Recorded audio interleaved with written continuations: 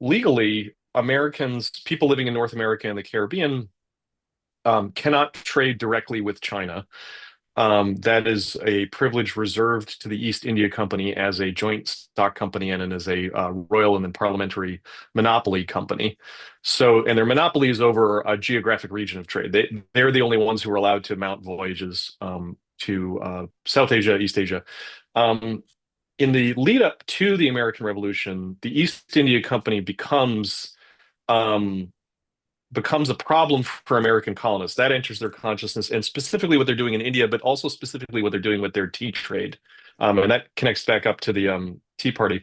But kind of more generally, Americans think about China as a very distant place that they sometimes get luxury goods from, and that the luxury goods from that area are, or the consumable goods, particularly tea, um, are part of the broader European and particularly British culture of gentility, of performing gentry status. So you see in a lot of high-ranking colonist homes, and of course, high-ranking colonists are kind of mid-level in the hierarchy back in Britain, right? There's the kind of top is cut off. The aristocrats really don't come to the colonies, but they're drinking tea.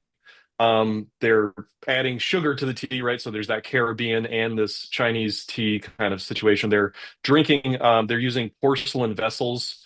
For the most part in the Americas, those vessels are, cups and saucers and stuff are coming from European imitations of Chinese porcelainware, Chinaware, right? So that's even the name of it. But we, beginning in the middle of the 18th century or the first third of the 18th century, or second third of the 18th century, I should say.